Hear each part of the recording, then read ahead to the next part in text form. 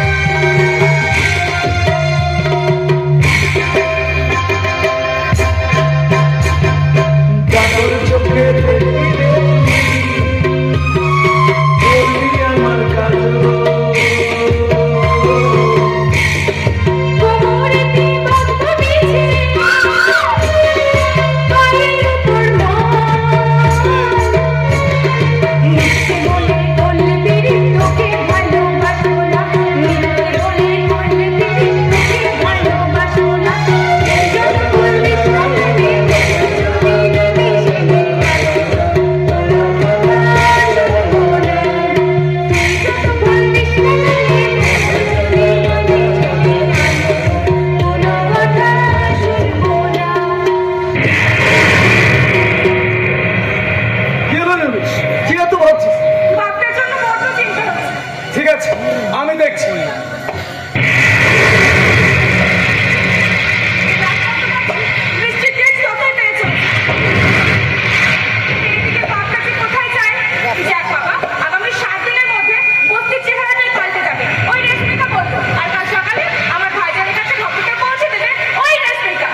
রেশমিকা নয়, তোর ভাইজানের কাছে খবর পৌঁছে দেবে তোর আসি।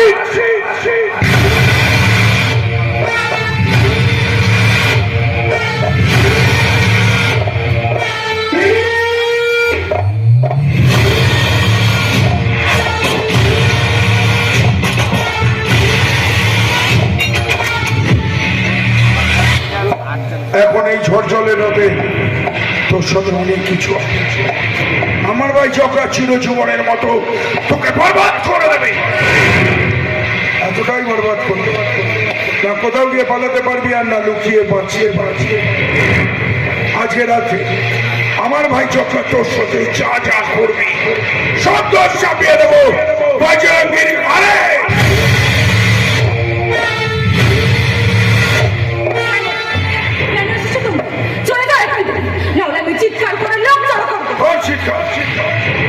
ডাক্তারকে ডাকবি, দেখি কে আসে তোকে বাঁচাতে। কেউ আসবে, এই ঝড় জলের রাতে বৃষ্টি রাত থেকে বাঁচছে সবাই গিয়ে লুকেছে আমার ওই কয়লা খাদানের টিনের তলায়। এলাকায় দু একটা যা বেউড়া আছে ও সালা আমার টাকায় মাল খেয়ে বেউ। সেটা আর হবে না, কারণ ওই কাঞ্চা অন্ধকার কেড়ে নিয়ে গিয়ে তোর বাবার মাথায় রড দিয়ে মেরে বেহুশ করে দিয়েছে। এখন বাবু চামচা হয়ে গেছে, বিক্রি হয়ে গেছে মানুষের কাছে। আমরা সত্যি বলছি না মিথ্যে বলছি, ওর মুখ থেকেই শুনে নে।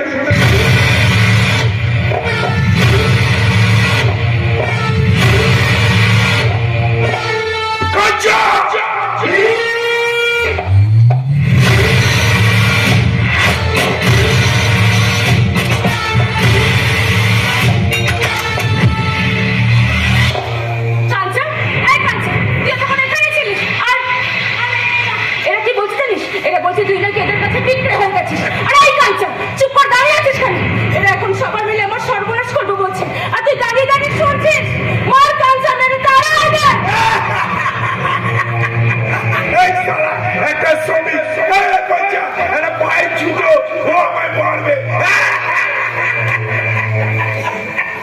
কাঞ্চন কেন রে কাঞ্চন কেন বাস করেছি, বেশ করেছি। আর কতদিন ভিখারির মতন বাঁচবো বলতে পারি জানিস? আজ কতদিন পর ওই মালিকদের বাড়িতে আমি পেট ভরে গরম ভাত খেয়েছি, আর তুই বলছিস আবার আমরা মরে মরে বাঁচছি। কেন রে নুরি, কেন? ওরা তোর সাথে কি করবে তা জেনে আমার কোনো দরকার নেই। আমি পেট ভরে গরম ভাত খেয়েছি, এটাই বড় কথা। তোমরা ওর সাথে চা পারো, আর আমি চললাম ওই বজরঙ্গীকে খবরটা। না কাঞ্চন তুই যাস না কাঞ্চন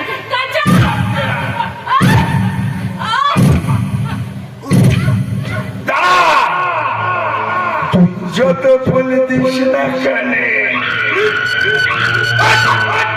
তোদের ভালোবাসার রাস্তায় আগুন। কি বলবি এর ভাইয়ানকে? বলবো মালিক না, সারাক্ষণ কুত্তার মতো একটাই ঘেউ ঘেউ ঘেউ, মালিক মালিক মালিক।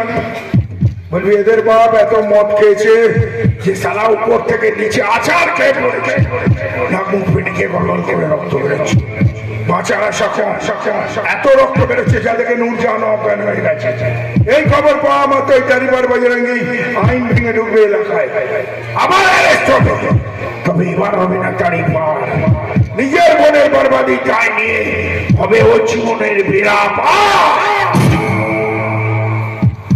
এসে আবার গরম ভাত খেয়ে নিবি, চল যা ভাগ জগা জগা। আমাদের সময় খুব কম, এই শালিকে বরবাদ করে এমন ভাবে বরবাদ করবে যাতে এই নাম নেই শ্রমিকরা এই দাদার মতো এর মুখে লাত মেরে সবকিছু ভুলে যায়। তাকে দেখ আমার মুখে যে কাটা এরকম হাজারটা দাঁড় তোকে শরীরে ভরে, তবে তুই কন্যার ভাই, যদি আর বরবাদিতে কোনো কমি থাকে তোকে খতম করে দেবে কন্যা। কিছুক্ষণের মধ্যে আসবে এর ভাই বজরঙ্গী, খেলাটা জমে যাবে। তারপর আমি বুঝিয়ে সুঝিয়ে পাঠাবো রেশমিটাকে, খেলাটা আরো জমে যাবে। এরা দেখবে মুখে বলবো না, এরা দেখো কন্যা নয় শুধু কয়লা, এই মেয়েদের শরীরের অনেক বড় ব্যাপারী, ইন্টারন্যাশনাল খিলাড়ি, শয়তানের শিকারী পঞ্চা।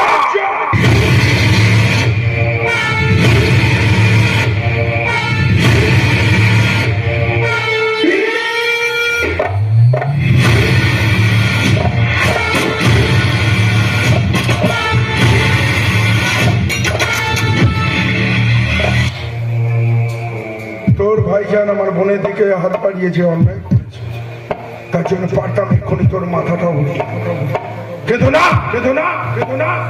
তোর পরিণতি হতে হবে মারাত্মক।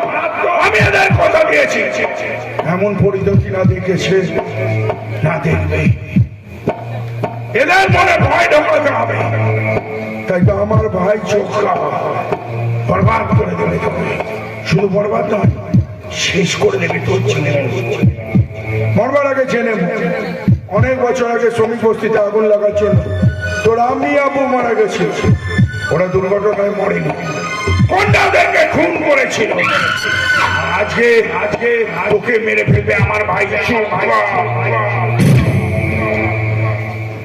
জগা জগা জগা বরবাদ করে দে সালি, করে দে সালি, করে দে সালি।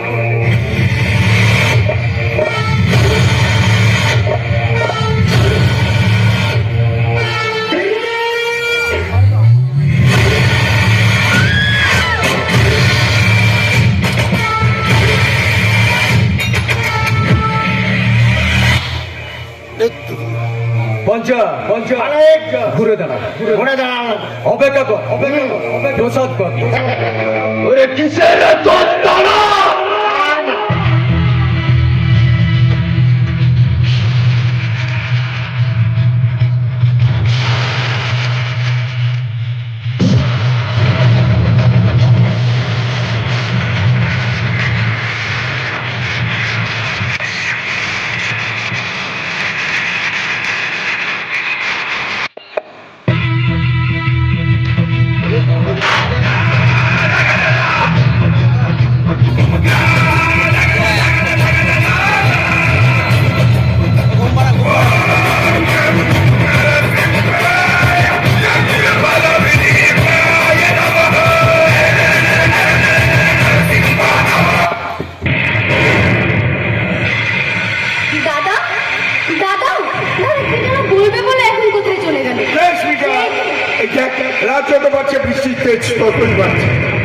জল কি পরিমাণে বেড়ে যাচ্ছে।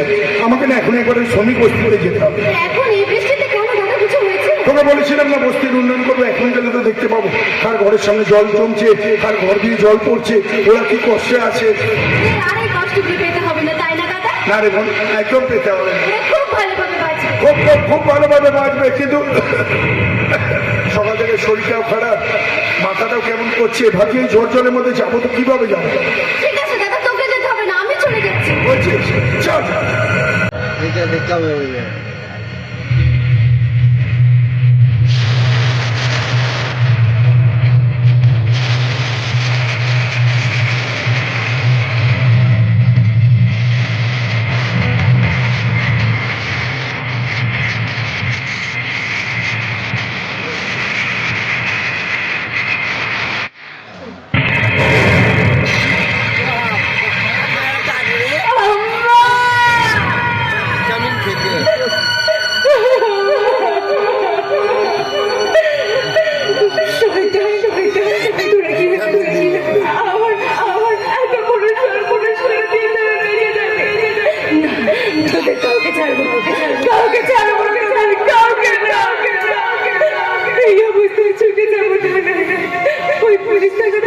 আমি সব বলবো, সব বলবো। বিক্রি করে তোদের লুট মেরেছে, কিন্তু এই লুড়ি সেনে আছে, সেনে এক বছরে তোদের মুখোশ খুলে দেবে। ওই আইনে তোদের ফাঁসি হবে, ফাঁসি হবে তোদের, ফাঁসি। বজরঙ্গি শোন শোন শোন শোন। ভাইজান দেখেন আমাকে।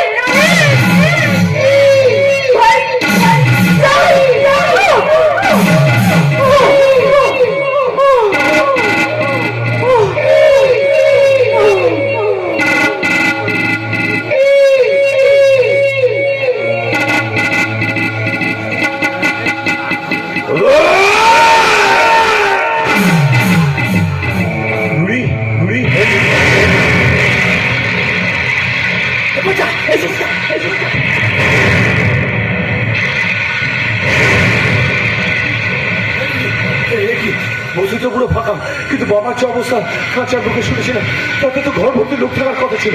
পুলিশের বিশেষ সত্ত্বে আমি এখানে এসেছি, একবার ওদের সাথে দেখা করে এখান থেকে ছুটি দিতে হবে। তাহলে কি ওরা বাবাকে নিয়ে দূরের কোনো হাসপাতালে গেল? একবার দেখতে হচ্ছে। নুরি নুরি, তুই এখানে শুয়ে আছিস কেন? এই নুরি, এই নুরি, বাবা কোথায়? নুরি নুরি, আমার কথার উত্তর দিচ্ছিস না কেন? নুরি নুরি, নুরি নুরি,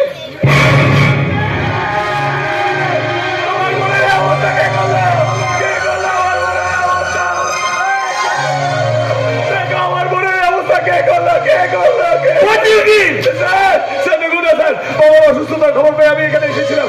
এই যে দেখলাম আমার বোনকে দেখুন, আমার বোনকে শরীর নিয়ে। তুমি কি করলে বলছো কিনা? ওই নুড়ি তোমাকে দাদার চোখে দেখতো, আর তুমি ওর শরীরটা কি বলছিস? কাছা তুই যেভাবে দাঁড়াচ্ছিল, আমি যখন ঘরে ঢুকেছি তখন তোমার হাতে ছুরি ধরা ছিল, এখন ওই ছুরিতে রয়েছে তোমার আঙুলের ছাপ। বলো ওটা তোমার হাতে ছিল কিনা? ছুরিটা আমার হাতে ছিল স্যার, কিন্তু বিশ্বাস করুন আমি নুরিকে খুন করিনি। নুরি আমার একই কথা বলে।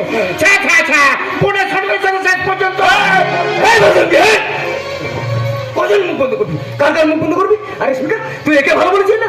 একে সারা প্রথমে একটা মেঘ জীবন নষ্ট করে হয়ে গেল তাই পা, আর এখন যাকে নিজের বোন বলতো সারা তাকেই। মানবিকা ও ঠিক কথাই বলেছিল, তুই ওর জীবনটা নষ্ট করেছিস। যখন দেখলি মুখ খুলে বিপদে পড়ে যাবি, নুরির মতো খুন করে কোথায়? তফাৎ শুধু একটাই, তখন মানবিকার সময় কোনো প্রমাণ ছিল না, আর এখন নুরির চেহারা আর ছুরিতে আঙুলের ছাপ বলে দিচ্ছে তুই তো একটা রেপিস্ট নয়, তুই একটা খুনিও। শোনো রসিকা, আমি তোমার এতদিন বলিনি, এর বুঝলি নুরির ইজ্জতে অনেকবার খেলেছে, সে কথা নুরি আমাকে বহুবার বলে। কি বলছে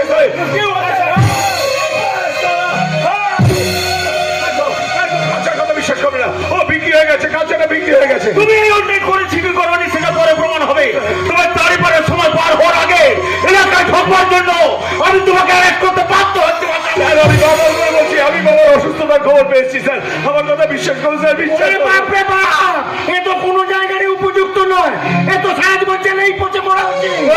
শুধু বসতে দেখান একটা পৃথিবী তো বাঁচতে দেওয়া যাবে মানছি মানছি নুড়ি তোর মায়ের পড়ে বোন নয় কিন্তু বোন ডাকিস তো তোর বাবা ওকে মেয়ের মতো করে মানুষ করছে সারা যে নিজের বোনের ইজ্জত নিয়ে খেলে সে কি করে অন্যের বোনের ওকে ছেড়ে দাও ওকে ছেড়ে দাও বলছে ছেড়ে দাও ওকে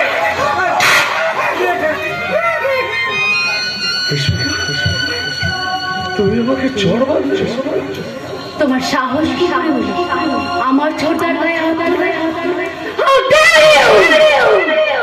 ঠিক বলেছে ছোটদা, ঠিক বলেছে বড়দা, ঠিক বলেছে পঞ্চা। বস্তির সবাই জানে তুমি একটা রেপিস্ট। আরে ভুলটা আমার ছিল যে আমি ভালোবেসে ফেলেছিলাম তোমাকে। একটা জানোয়ার, এতটা নারী লোভী তুমি যে নিজের পাতানো বোনটাকেও ছাড়লে না। তুমি ভুল করছো তুমি ভুল করছো তুমি একদম ছবে না আমাকে। তুমি একটা নোংরা।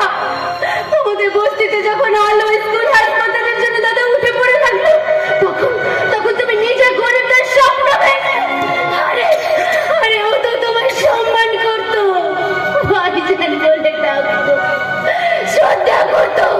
আর তুমি হাউ কুড ইউ তুমি হাউ কুড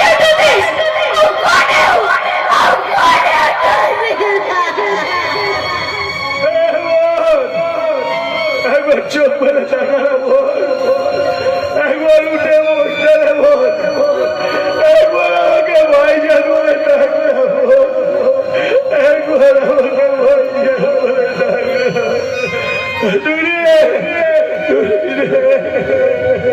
কি দেখছো না নিয়ে যান ওকে।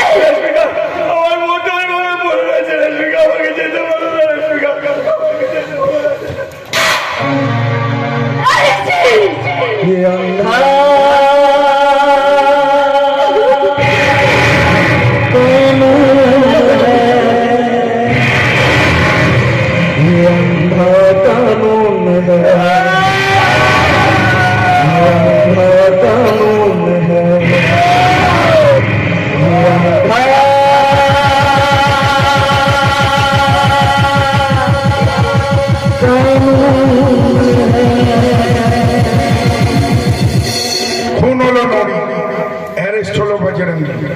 দুদিন বাদে রেশমিকা চলে যাবে লন্ডনে। তাহলে আজকে নূরজাহানের সাথে যা যা হলো সবটাই ধামাচাপা পড়ে থাকবে। কয়লা খাদানে পাথরের চর্চা নেই, বদলা নিতে পারবে না বজরঙ্গী, বিচার পাবে না নূরজাহানের আত্মা। এরকম সব প্রশ্নের উত্তর দেব এইবার। কি হবে দেখুন।